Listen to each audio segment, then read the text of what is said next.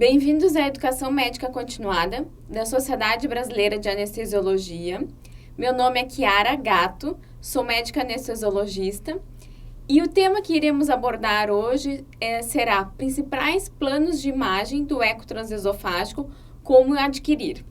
Eu irei dividir essa aula em duas partes e agora nós abordaremos os assuntos da primeira parte da aula.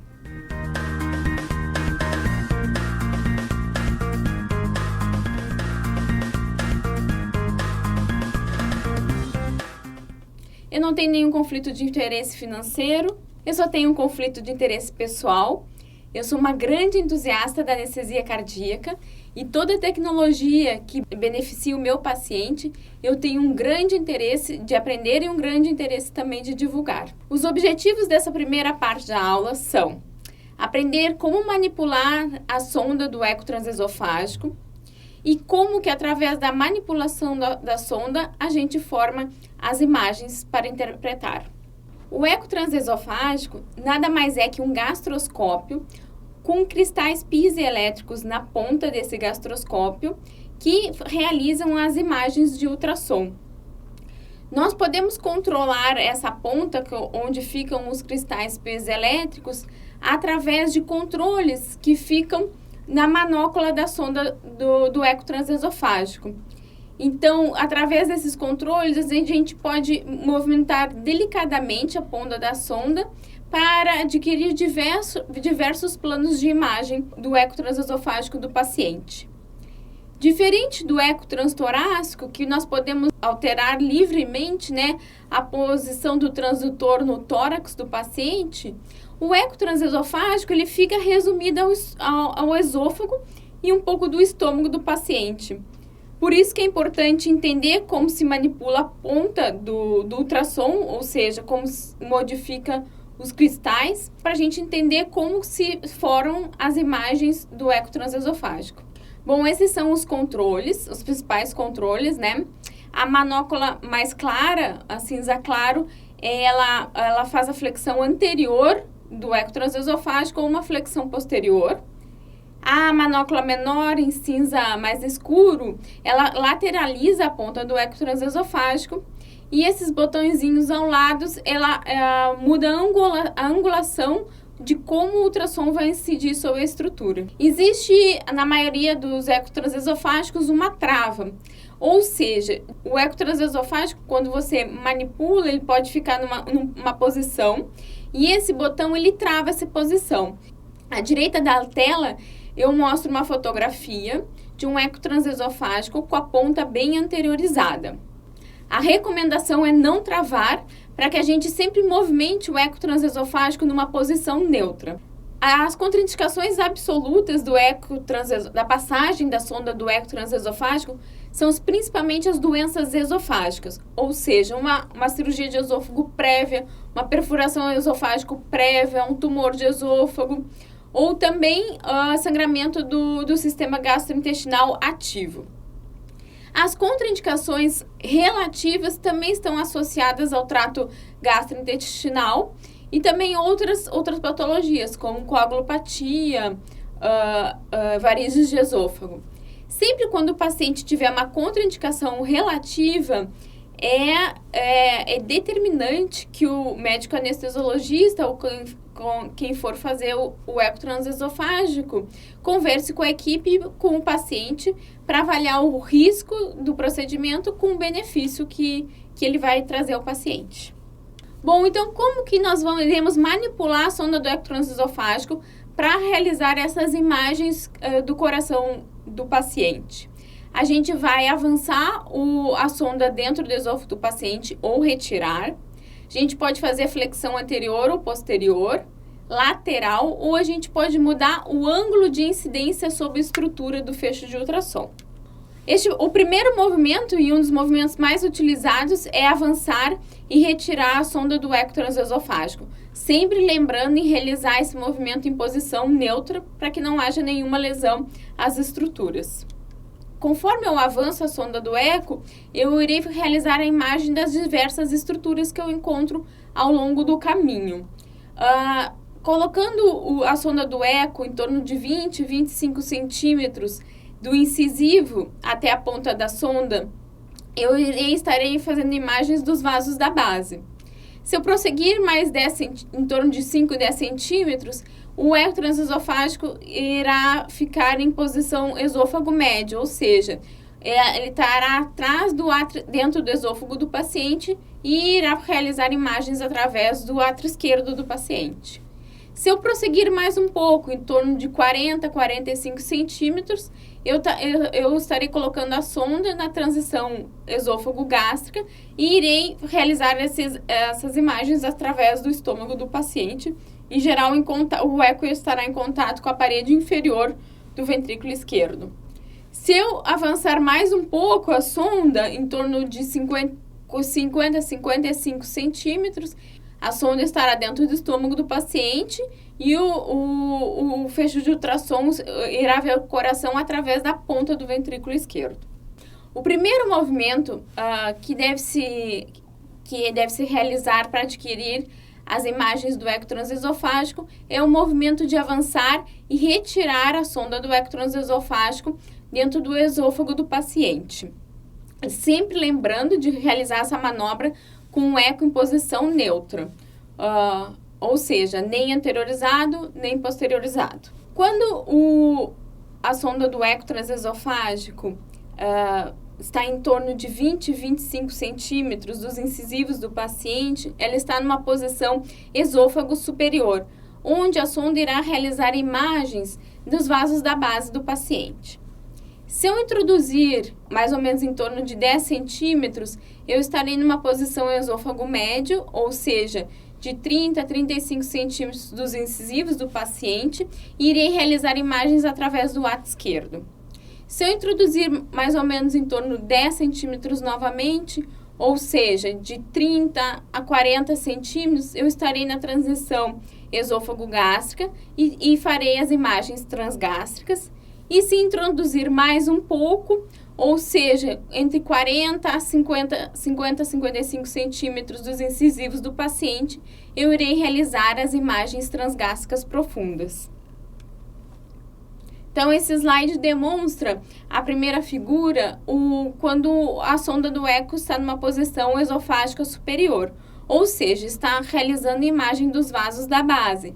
E no canto direito da tela, a gente vê uma imagem do arco aórtico num eixo longo. Então, eu estou a 0 graus atrás dos vasos da base. Se eu prosseguir um pouquinho, eu vou chegar no esôfago médio, ou seja, atrás do átrio esquerdo. E a 0 grau, eu irei fazer a imagem 4 câmeras. Se eu prosseguir mais um pouco, ou seja, para a transição esôfago-gástrica, a 0 grau, eu irei adquirir a janela transgástrica eixo curto. E se eu prosseguir ainda mais, eu irei realizar a imagem transgástrica profunda, onde o fecho de ultrassom olha o coração através da ponta do ventrículo esquerdo. O segundo movimento da sonda que a gente pode fazer para adquirir as imagens do eco transesofágico é girar a sonda horário, ou seja, para a direita, ou anti-horário, ou seja, para a esquerda. Se eu tiver com minha sonda de ultrassom no esôfago médio, ou seja, atrás do átrio esquerdo, a 0 graus, eu estou fazendo uma imagem chamada esôfago médio 4 câmeras. Mas se por um acaso eu quero avaliar melhor o meu ventrículo direito, eu posso dar mais enfoque nele girando a sonda para a direita, ou seja, horário, e aí o ventrículo direito vai ficar no centro da tela. Se eu quero dar mais enfoque para o ventrículo esquerdo, por exemplo, eu posso girar um pouquinho para a esquerda a sonda, que o meu ventrículo esquerdo estará no centro da tela. Isso a gente pode fazer com diversas estruturas. Se a gente quer olhar as estruturas à direita, girar a sonda para a direita. E assim sucessivamente. Então, aqui um exemplo, né? Como eu utilizei esse movimento para melhorar a minha imagem. À esquerda da tela, eu girei horário para ver melhor o ventrículo direito. E a outra imagem eu girei anti-horário, ou seja, para a esquerda, coloquei o meu ventrículo esquerdo no centro. O terceiro movimento, e também importante, é a flexão anterior e posterior. Sempre lembrando que para avançar e retirar, a gente tem que deixar a ponta do eco em posição neutra, ou seja, não pode estar flexionado. Então, a primeira imagem é do esôfago médio, 4 câmeras, com a ponta do eco ligeiramente anteriorizada. Ou seja, em vez de eu só ver as 4 câmeras, eu também vejo a via de saída do ventrículo esquerdo, que é uma estrutura mais anterior do coração. Se eu quiser ver uma estrutura mais posterior do coração, ou seja, o seio coronariano, eu dou uma leve posteriorizada na sonda, isso eu afasto a sonda do coração e consigo enxergar estruturas posteriores. O quarto movimento é a lateralização da sonda do eco transesofágico. Eu posso fazer um lateral direito ou um lateral esquerdo. Esse movimento ele é bem delicado. E também serve para a gente modificar a estrutura de enfoque. Por exemplo, aqui eu estava num corte transgástrico eixo curto. Se eu quisesse ver, em vez do ventrículo esquerdo, que é originalmente no centro da tela, o ventrículo direito, eu poderia lateralizar um pouquinho a sonda para a direita. Ou também girar a sonda para a direita. A lateralização também é importante para a gente alinhar os fluxos, muitas vezes, que a gente às vezes encontra dificuldade de alinhamento pela sonda estar restrita ao esôfago. A quinta e última manipulação da sonda do eco transesofágico é a ultrassom, que fica naqueles botões laterais no probe da sonda. Quando eu altero o ângulo, eu irei modificar como que os cristais piezoelétricos estão incidindo sobre a estrutura.